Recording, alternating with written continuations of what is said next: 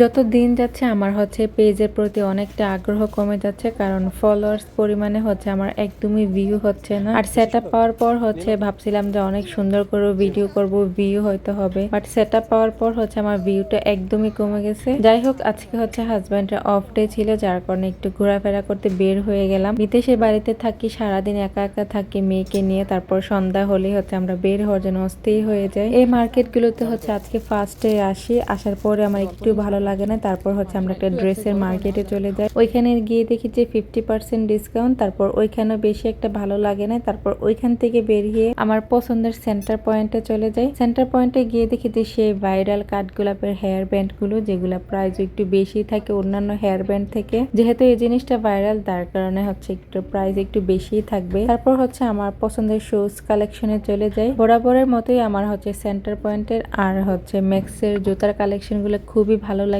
এখানে জুতাগুলো হচ্ছে অটো সিস্টেম থাকে, বিশেষ কালার কম্বিনেশন আর ডিজাইন গুলো একদম অনেক সুন্দর থাকে। আজকের ক্যামেরাম্যান ছিল হচ্ছে ফারিনা হচ্ছে আমার ভিডিও করেছিল। তারপর হচ্ছে আমিও তাকে একটু ভিডিও করে বলছি যে তুমি কথা বলো।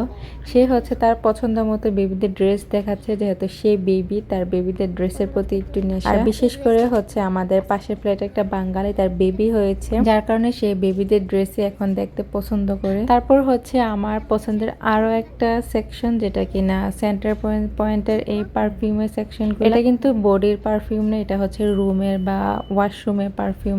এগুলাকে মেবি পারফিউম বলে না, অন্য আরেকটা কিছু বল। আমি যখনই সেন্টার পয়েন্টে আসি না কেন, সব সময় এগুলা হচ্ছে স্মেল গুলা ট্রাই করি। এগুলো আমার কাছে খুবই ভালো লাগে, এগুলো অনেক লং লাস্টিং করে। আর বিশেষ করে এই জিনিসটা আমি একবার এই জিনিসটা কিনেছিলাম, বাট আমি ইউজ করতে পারি না দেখে তখন হচ্ছে এটা আমার ফেলে দিতে হয়েছে। অনেকদিন ঘরে পড়ে থাকার কারণে হচ্ছে নষ্ট হয়ে গেছিল। আর এই যে এখানে ব্যাঙের ছাতার মতো জিনিসটা, বৃষ্টি পরে এটা কিন্তু একটা ট্রেন্ডিং ভাইরাল একটা জিনিস ছিল, এখন হয়তো এটা ট্রেন্ডিং এ নাই। তারপর এখানে ঘোরাফেরার পর হচ্ছে অনেকটাই খিদে লেগে যায়। তারপর চলে গেলাম আলতাজ। দেশে যাওয়ার আগে লাস্ট আলতাজ খেয়েছি, তারপর আর আলতাজ খাওয়াই হয় নাই। আজকে চলে গেলাম আলতাজের মধ্যে। এখানে বসার সিস্টেম নেই, যার কারণে আমরা পার্সেল নিয়ে নিই।